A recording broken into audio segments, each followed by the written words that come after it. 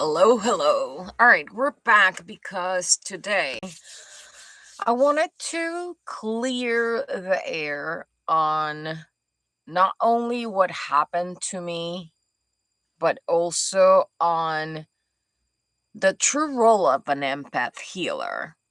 And this is very important for all of you out there that have not understood where energies come and how to compartmentalize them in order to be successful in being a healer and also healing yourself.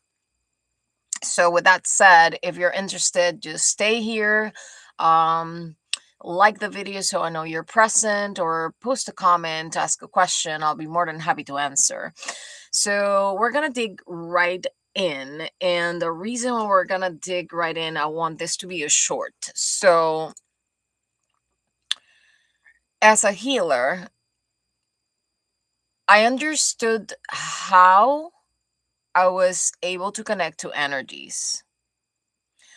What I never learned was how to compartmentalize those energies and honestly know which ones were me and which ones were other people. So when all of this started a few years ago, I knew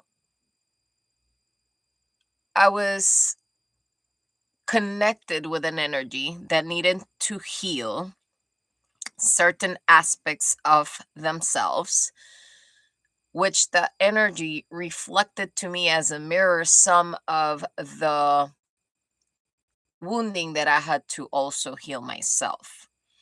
What happened in the way of it is other energies got entangled. And within those other energies, there was a dark empath. And there was also a person that had mental health disorders. How do I know this? Simple.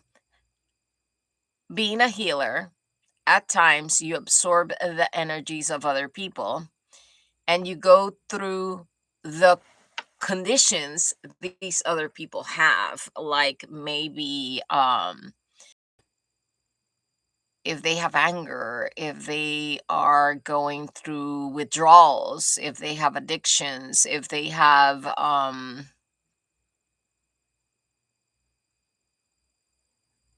conditions like bipolar disorder or anxiety, etc., etc.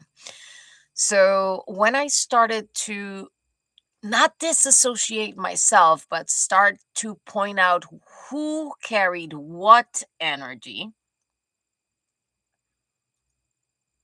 there was only one person that within the visions that I had was the person inside the mission that I continued to try to help. Now, where did that get me? That got me into a place where I opened myself into being the channel receiver of all of the traumatic experiences and emotions that these people had unhealed under or allowed me to see the masks people were wearing, as well as who had which condition, which at the end of the row, not here to say who had what or point fingers at anyone, ended up actually affecting my own vibrational state and gave me a lot of fog in the mind. When that happened, I completely shut down because my body or the vagus nerve became so overwhelmed that it was like a computer, when you put too many things on a computer and it gets overwhelmed, over program or whatever, and it shuts down. So at that point, I felt I was shutting down. It was fun because people were mocking the way that the light in my eyes had disappeared. And I was laughing inside, not as a joke or as mocking, I was laughing because deep within I knew that that was the purpose of the people that came for me. But in essence, it allowed me to see them without the mask. It allowed me to see who I am more than ever, and also how my healing abilities needed to be tweaked in a way where I stop feeling those unhealed portions of others and taking them as if they were mine. I remember that I once said, I have the ability to take part of the healing portion of people, transmute it and alchemize it, and then transform that energy into creation or into redirecting the energy so that person actually had a faster way for them to heal. Now, with that said, I learned that that is not my job. Yes, I am capable of doing it, but that doesn't mean that I should be doing it. Number one, because it is not beneficial for my vessel. Number two, is not beneficial for me as a person or as a human being. And number three, is not my responsibility to take accountability of the things that others need to heal. So I went into hermit mode, not in order to become a hermit or not being out there.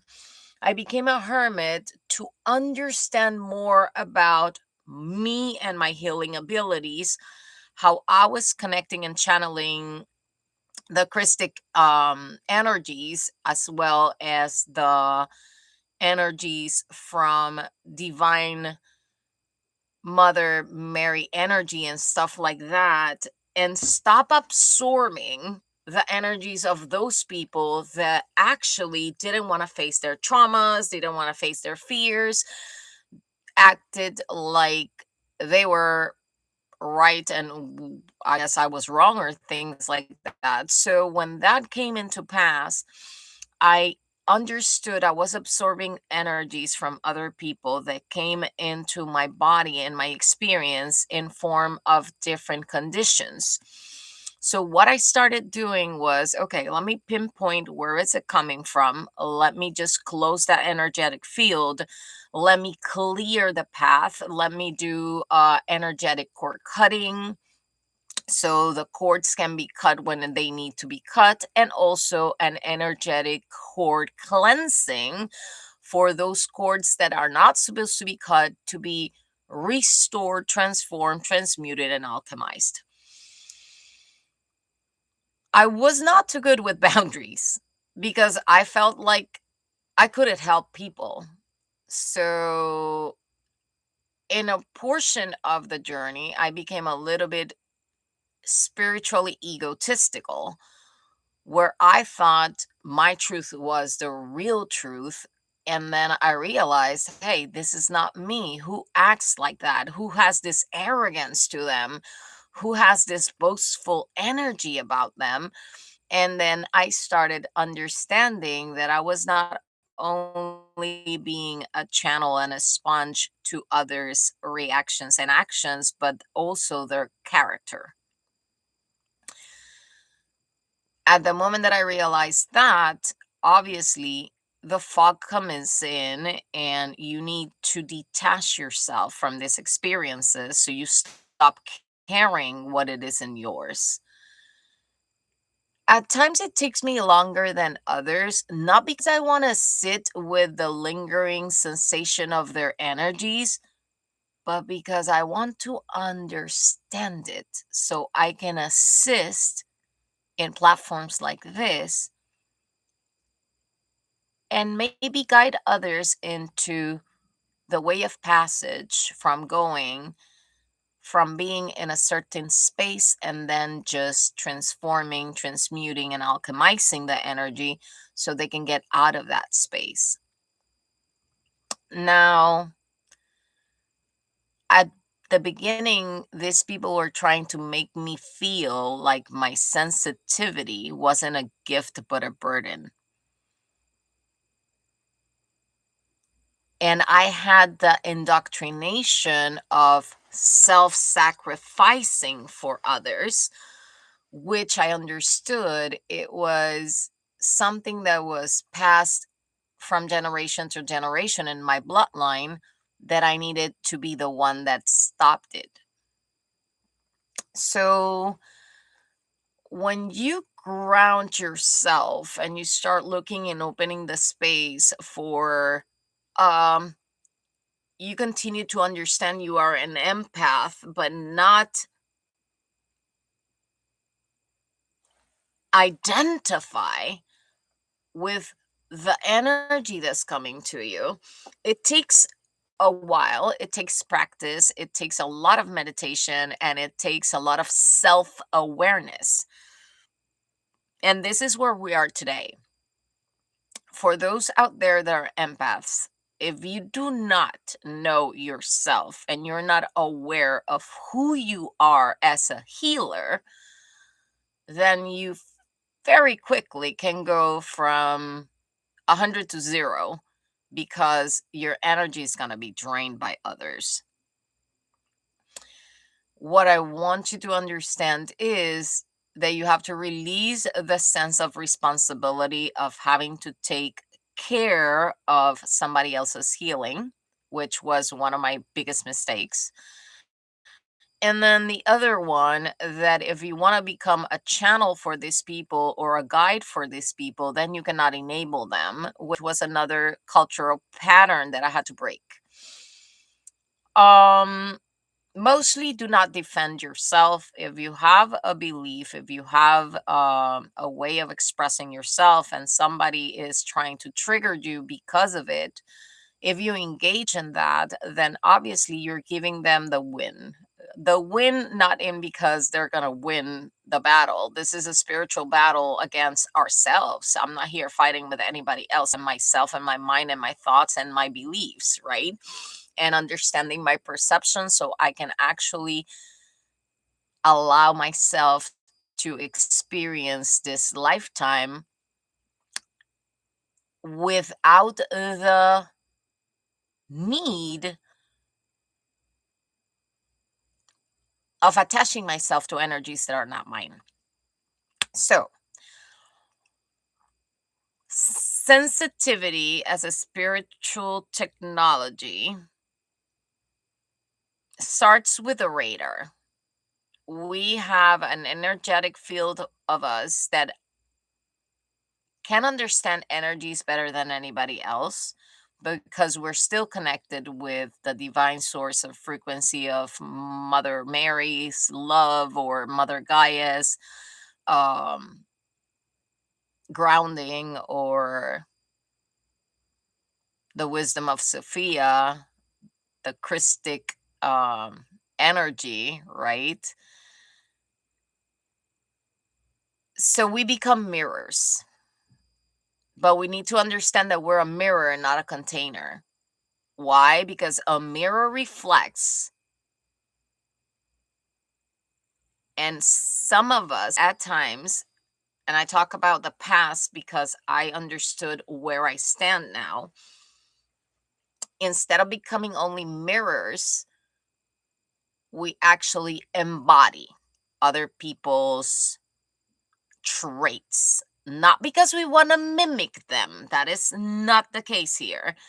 Just because we are not aware of whose energy is whose in that moment. So I went through that, and I had to learn how to treat bipolar disorder.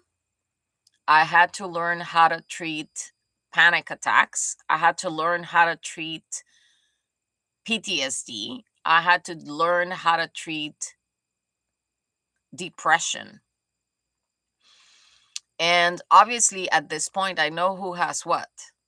I know who carries what condition. And all I wish for them is that they find in my content a way to heal themselves and acknowledge that they need to stop identifying or feeling stigmatized by their conditions. The only way that you can be in an interaction where reciprocal understanding, compassion, love, whichever, is the currency exchange is by allowing yourself to not feel responsible for being the hero, the healer, or the mentor of others.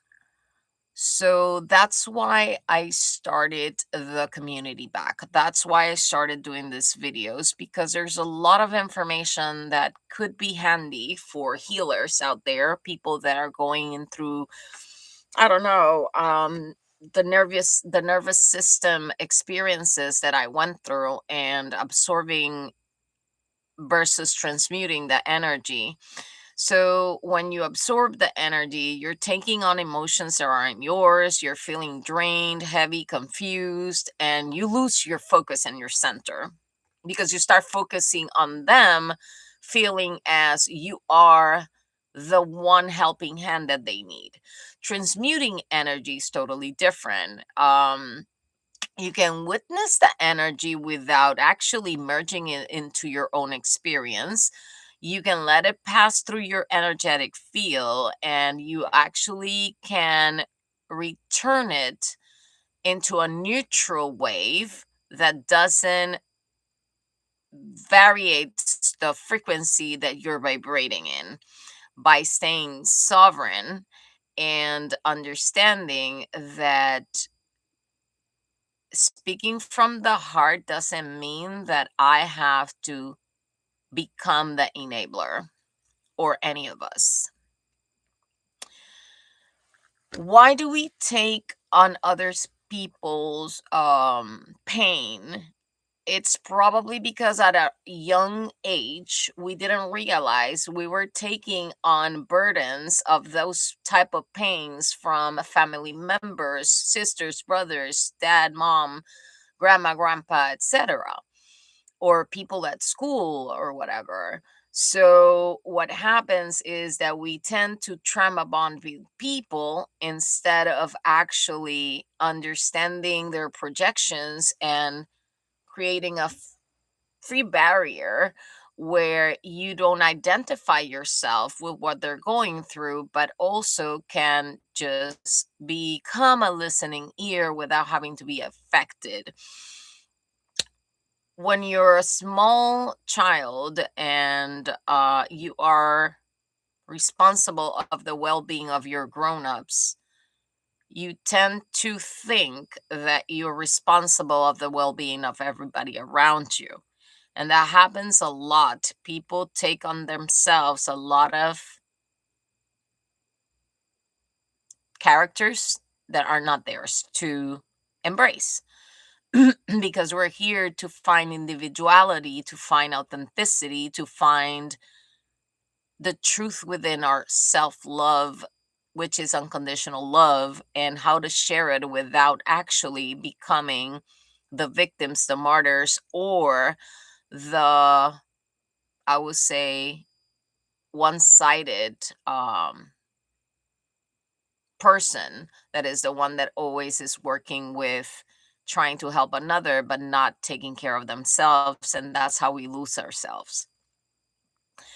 The majority of the time we take the pain of others when we fear conflict, when we believe that we were told that we had to be strong, and we end up confusing love with sacrifice or self-sacrifice. And I say this because I went through the ups and downs of it, and I understood at one point I need to stop enabling people, I need to stop making others my priority, and not become selfish but selflessly in love with myself and my journey, outside of wanting to help others in their journey, when I was still not fully committed or ready to transform some of the shadows that came up with this part of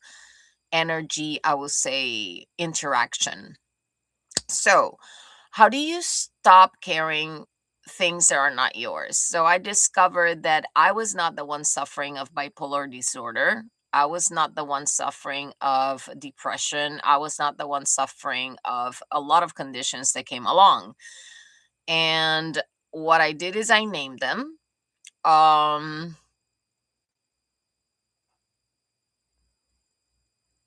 I started writing about how they felt. I started asking myself, is this me? Is this truly mine? And then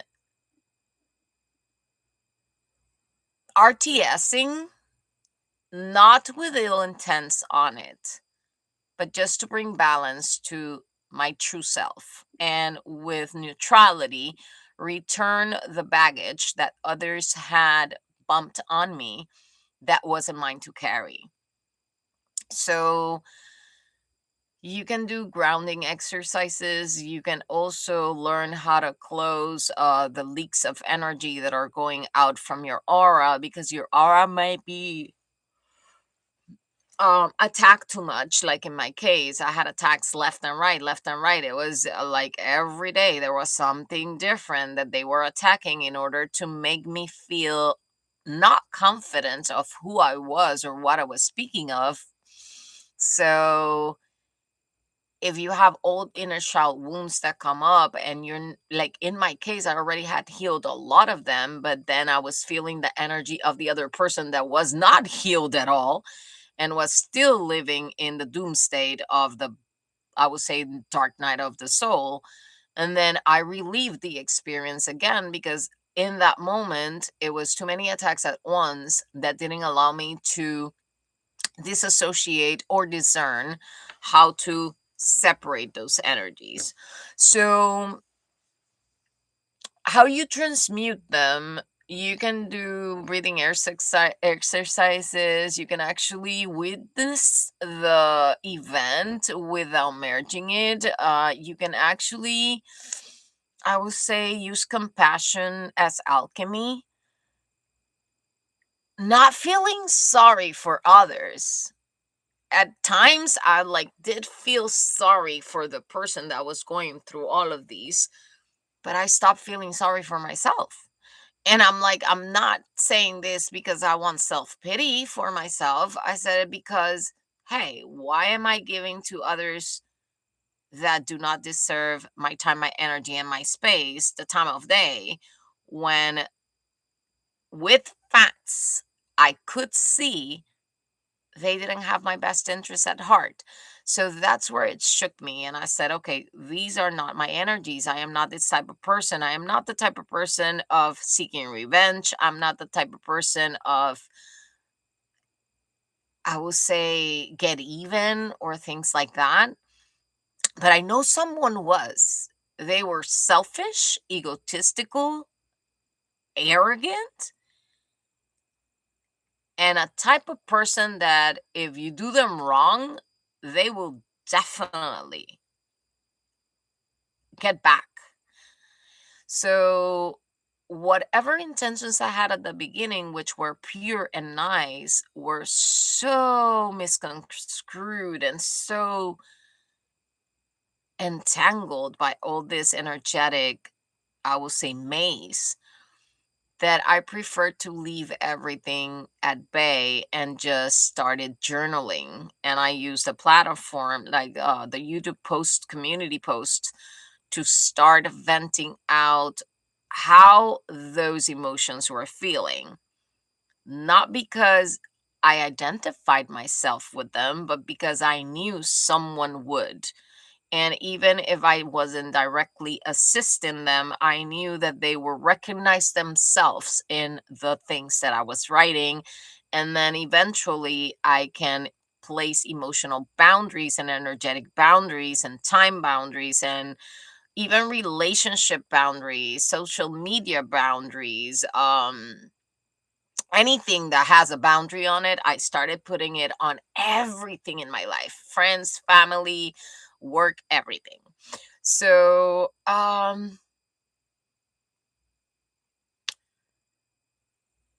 releasing what is not yours and transmuting it through presence and not sacrifice is a very important statement. If you want to use this as a positive affirmation, I transmute through presence, not sacrifice. That will take you away from that victim mentality, and that will take you also away from the need to help or save others. That will take you away from actually feeling like love is a sacrifice. Um, Not sure for what reason. Something that someone said in one of the chats came back right now, and it was, I feel like I'm a burden to you. Being honest, one person becomes our burden if we allow it. And in that moment, I did allow these people to become a burden to me. Not because I thought that I was the healer, but because I didn't know how to set a boundary that's stuck in there. Not a wavering boundary. Like your yeses are yeses, your no's are no's. And I didn't know to place my yeses on a yes firm yes and stop wavering in between the yes, the no, the maybe, and the what so what.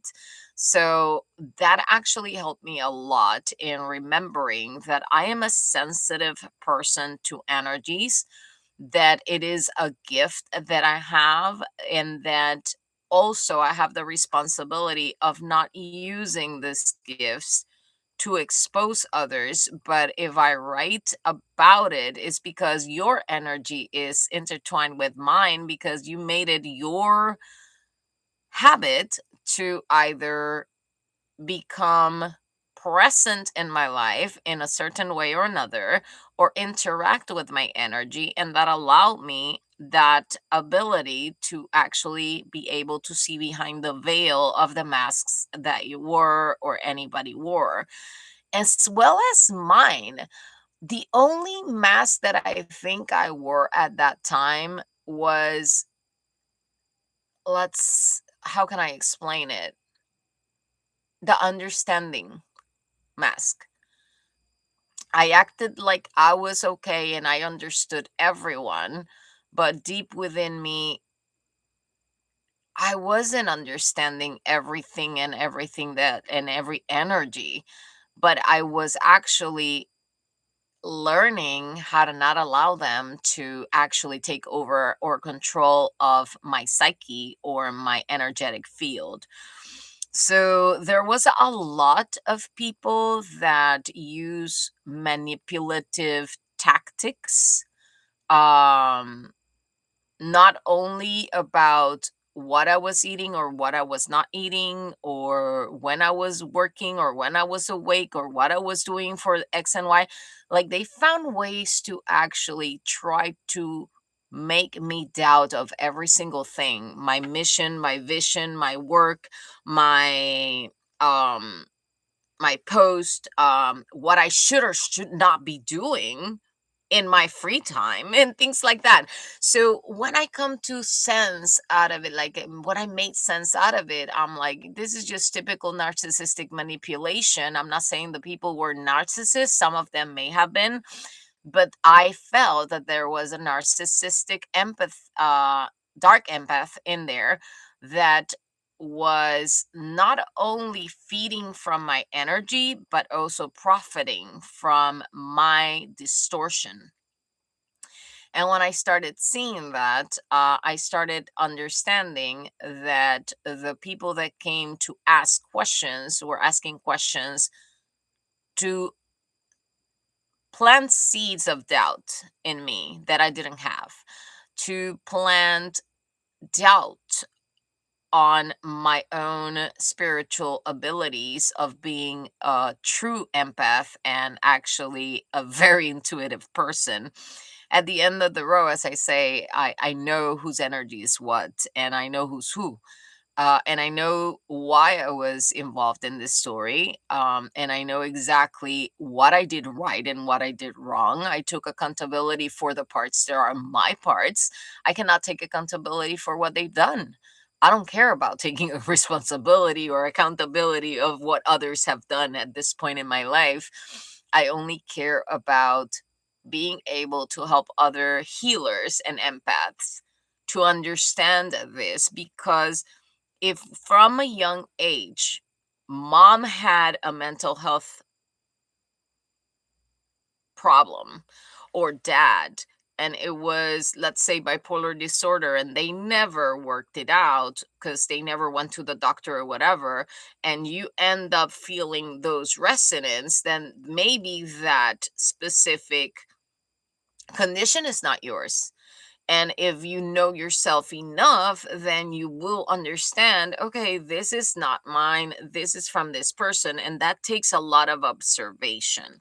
So at the beginning, I think these people thought that I was like stalking them or something like that. And it was fun because I was just interacting with them.